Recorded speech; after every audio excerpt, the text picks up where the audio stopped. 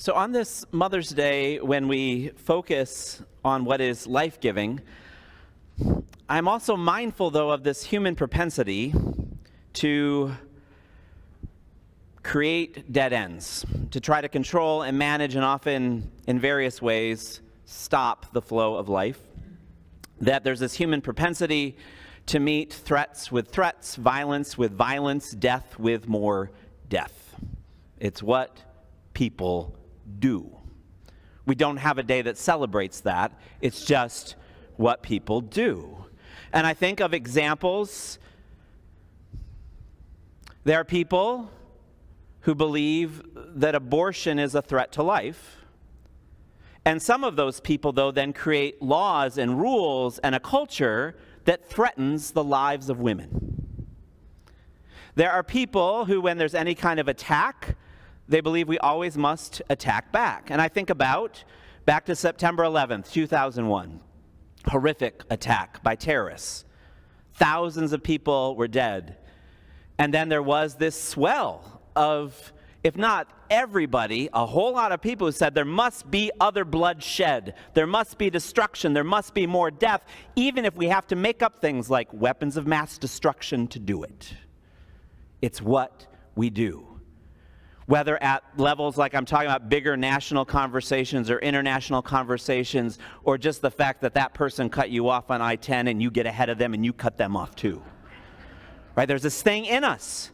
We meet threats with threats, violence with violence, death with death. And we keep doing it as if somehow we think if we do it enough or do it long enough, it will bring us the peace or the security or the success that we think we want. And it never does.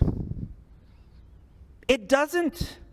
But we keep doing it. We keep doing it and doing it as if we think that, well, this time the results will be different. And when we do the same things again and again and expect different results, that's the definition of what? Hello.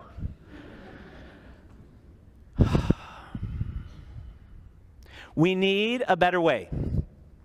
We need a better story. And we've got one. On the other side of resurrection, in this Eastertide, we have a story about death met with life. We have a Jesus who, when there are threats, he responds with what brings peace. When there's violence, he brings healing. When there's death, he brings life out of it. Again and again. And he says, come follow me. It's a better story. Now, sometimes people say, well, of course Jesus can do all those things. Jesus brings life out of death because, he's Jesus. Born of a virgin, second person of the Trinity. Jesus, fully human, fully divine. So, of course, Jesus can do that. And we can talk about some of the problems or issues with how the church has traditionally talked about Jesus that then can make it impossible to follow him. But we won't go there today, but rather focus on one of the followers of Jesus, who's in the story you heard from Acts, this guy named Peter. Peter messes up. Peter is really far from perfect. Peter is impetuous and stubborn and rock-headed. That's probably why it's his nickname. Peter means rock. Peter, no one ever accused him of being born of a virgin or part of a Trinity. But Peter, ordinary, everyday Peter, as you heard in the story, he meets death with life. He brings life out of death. Peter. Regular, everyday Peter. How does Peter do that? Ordinary Peter. Well, looking at the various images from our text for today, one way we might talk about it is that Peter is sort of like a sheep. That might be part of the solution. Be like a sheep. Now, I know for some of us those are fighting words. Right? There's not a lot of affirmation of sheep-like behavior, especially in our current culture and context where sheep now gets used as solely a pejorative term. I mean, I remember, and probably you do too, in the throes of the pandemic, people on ventilators, hospitals full. Some of us lost loved ones and friends to this virus. And then there are people who are trying to say, well, there's things we can do to protect each other and help each other. Wear your mask, keep some distance. And there are people who said, well, if you do that, you're a sheep. And you're sheeple. Sheeple. Now, admittedly, even before all that hateful rhetoric, there was not a lot of sheep affirmation in the American dream. I mean, sheep are not emblematic of the American dream because sheep never get their kids into a good college. Sheep cannot drive an SUV that's capable of scaling mountains to go through the Starbucks drive-thru and get a Frappuccino. Sheep do not convince a boardroom full of people to buy into their idea. Sheep do not have the wherewithal to escape the oppressive heat of monsoon season and go to northern climates. So there's never been a whole lot of sheep affirmation in our culture. And yet we follow this Jesus who talks about his disciples as sheep. And we have this psalm that's a comfort to lots of people. God is my shepherd, implying that we are sheep. So we have a bit of a cultural collision between how we're taught to think or what we're supposed to do or how we're meant to behave that's not sheep-like at all, and then Jesus saying, come follow me, O lambs of God. So I think it's helpful. It's still a challenging image no matter what. There's no way to explain it away. It's a countercultural image for us. But still, like any metaphor, any analogy, the sheep thing is not complete. Like you're not supposed to totally be like a sheep. Some of us are allergic to wool. Right? There's elements of being a sheep that we're not meant to be. But so there's images that the different biblical writers and storytellers grabbed a hold of, and this is why it became helpful and useful in an agrarian society where people saw shepherds and flocks all the time. So sheep, when they listen to the voice of a good shepherd and stick with a flock, sheep have the best possible life. Sheep who, for whatever reason, might ignore the voice of the good shepherd and wander away from the flock, well, those sheep, they're vulnerable to predation and poaching. Those sheep are not going to make it. But what you saw is the sheep who listens to the voice of the shepherd, who sticks with the flock, well, those sheep, green pastures, still waters, cup overflows. That those sheep are led into a place of abundance. Jesus uses this phrase, abundant life, eternal life. He's saying when sheep are in the care of the shepherd, that they're not living out of a place of fear and will there be enough. They trust and they'll have what they need, and so they live in this place of abundance or generosity. And with the good shepherd and in the comfort and help of the flock and the community, even though they walk through the valley of the shadow of death, they don't need to fear evil. They might feel afraid, but they don't have to be the fear. For God is with us. There's this image that is being used with the shepherd-sheep image, that in connecting with the voice of the good shepherd, in connecting with the community of the flock, there is sustenance and strength and grounding that helps us have what we need. And outside of that, well, we often can get lost or live in scarcity and fear, and it can be a dead end. So that, I think, is what's meant by and what's important to these biblical authors about this image of shepherd and sheep. But like any analogy or any metaphor, it only goes so far, and at some point it breaks down. So have you ever seen sheep grazing on a hillside? Anybody? All right. Looks nice, right? They got it made. But you look at those sheep, and it looks good. They have what they need, but you know they're not going to change the world. Right? I know that seems weird, but right, sheep are not going to lead a revolution. Sheep are not going to transform anybody or anything. And yet Jesus says, come follow me and be part of the reign of God. And that's about transformed lives and a transformed world. So the sheep part breaks down here. So the sheep of Jesus, to move it into the next level, aren't like regular sheep. The sheep of Jesus, they are powerful sheep. Powerful sheep. And that takes us back to this story of Peter. So Peter really struggled with the whole sheep business throughout his life as following Jesus in the Gospels. Peter, he was thick-headed and stubborn and at times arrogant. And even if his arrogance came from his own self-doubt and self-concern, it usually showed up as Peter, full of himself. He didn't want to listen always to the wisest voices, and he ran out ahead of the flock, going to do it his own way. And so we know some of those stories about Peter, where he really struggles with all of that. For example, on the Mount of Transfiguration, Jesus is transformed before his disciples in this time of prayer. And Peter, instead of being part of the transformation, decides to start his own building project. He's going to nail this down, get things under control. That's what Peter does with that. Or Peter, when Jesus is explaining that you have to lose your life to find it, that in this surrender there's great strength and power, and that he's going to suffer and undergo this great ordeal. And Peter says, and rebukes Jesus. No way. Thinks he knows better than Jesus, his rabbi. Or Peter comes to the prayer meeting in the Garden of Gethsemane armed in John's gospel. And then the soldiers show up, and Peter, he's not such a good swordsman, and goes flailing around and whacks someone's ear off. He could have got them all killed. Or Peter, who had just sworn his allegiance to Jesus, and I would die for you rather than deny you, then challenged about, do you know Jesus? Are you with Jesus? 3 times says, I don't know him. Peter struggles with the sheep bit. But Peter, God bless him, and I mean that quite literally, Peter, though, sticks with the path. Even though he fails, he falls down, he gets it wrong, he sticks with it, and receives forgiveness and new instruction and new life and new ways. So Peter, at that Mount of Transfiguration, he sticks around to hear God say, hush up, Peter, this is my son, listen to him. Oh. Or Jesus, he says, Peter, you're acting like Satan, separating talk here. Get behind, come on back and follow. Oh. Peter, put away your sword. This is not what we're up to. Oh. And Peter, as we heard in the story last week, I know you denied ever knowing me 3 times. I'm going to give you 3 chances to declare your love and reconnect. Do you love me? Do you love me? Do you love me? Yes, yes, yes. Feed my lambs. Feed my lambs. Feed my lambs. And so Peter, through trial and error, through commitment to the path, Peter starts to get it. Peter starts to follow in the way.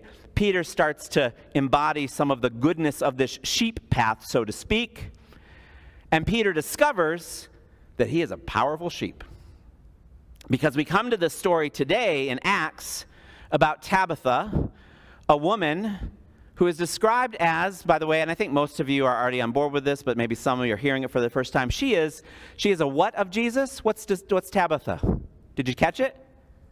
Disciple. Disciple. Disciple. Sorry, there's a lot of church teaching that says the real disciples only have a certain gender. That is not what the stories say. So she is a follower of Jesus, committed, has lived in ways that are life-giving. She's nurtured new life in her community, but she in the story hits a dead end. And then Peter is invited into the scene, and Peter, old Peter, full of himself, Peter, in the face of that kind of anxiety and tragedy, he'd probably either run away from it, no way, I'm uncomfortable with this, or try to fix it or manage it. Let's start some committees and just take care of stuff. But Peter has learned this way of Jesus, to humble himself, to listen, to open, and we hear that Peter, the kneeling down, is this posture of humility, and he prays. He invites God into the scene, into the moment, into this dead end, into the shadow place, and there is light. And Peter reaches his hand out, and he brings Peter, thick-headed, lung-headed, rock-headed Peter, brings life out of death.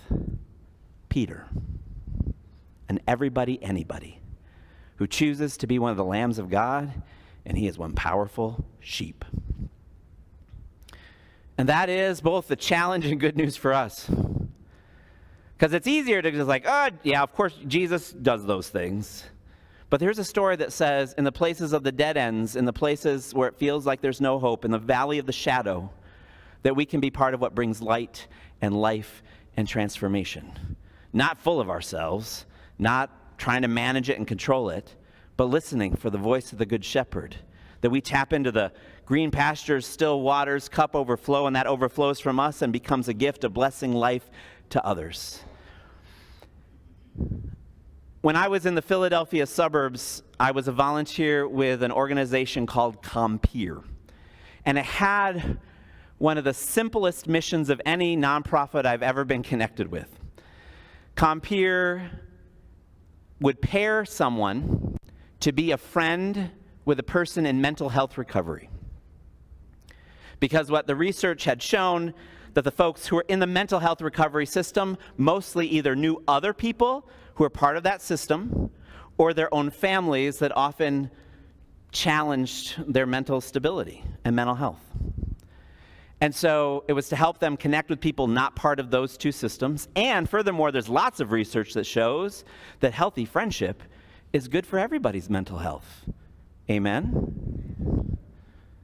So I was one of the volunteers. And I wasn't to be the pastor. I'm not to be a counselor. I'm just a friend. It was great. It was freeing.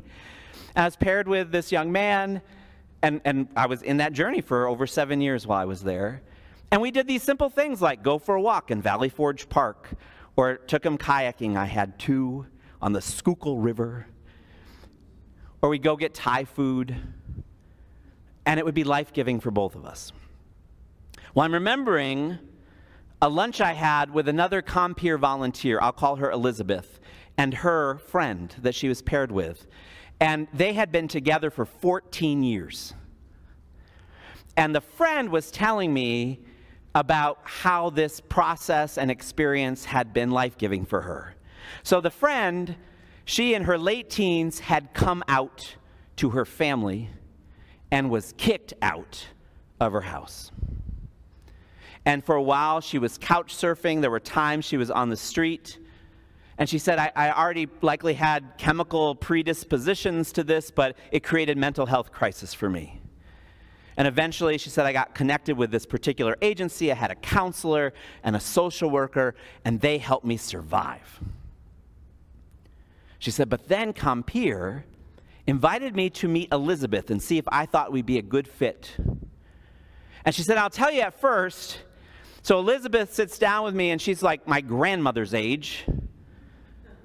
And she asked me if I know how to knit. She said, I was a party girl. Knitting was not on my radar. And then she said, Elizabeth, though, pulled out of her bag this thing she was working on, and I thought it looked pretty beautiful. So I said, no, I don't know how. She goes, you want to learn? I said, sure. So she said, she and Elizabeth, each week they get together as coffee, tea, and she was being taught how to knit. She said, we also at times went for walks. We went out for lunch at times. She said, but she showed me how to make these beautiful things. She said, but even more importantly, she listened to me, and she was faithful to showing up with me. And she said, Elizabeth, she looks so unassuming, but I'll tell you, she is a fierce mother bear. The agency, the counseling agency, they helped me survive. She said, but Elizabeth, she brought me back to life. Actually, not back to life, because it's not back to somewhere I was before. It's like a whole new kind of life. And I can knit. And she said, mostly, though, I feel like as I get stronger and healthier in myself, I just want to be like Elizabeth and offer such things to other people. And so goes the way of Christ. So is this path of Jesus. So we already know the familiar ways: meet threats with threats, violence with violence, death with death. That it's a failed way. It is not getting us the world or the lives that we want. And so we hear the good news. Even though it's hard, it's a struggle to shift gears, to shift our way. But we hear the good news that there's a better way. There's this way of Jesus. And it comes by being like sheep, at least to some degree. And I want to invite us, let's reclaim sheep. Someone says, you're a sheeple. I'm like, you bet I am. one powerful sheep. I'm going to bring life out of death kind of sheep. That we are ones who want to listen for the voice of the Good Shepherd. We are committed to the challenge and the nurture of the flock. Green pastures, still waters, overflowing cups of justice, love, healing, and hope.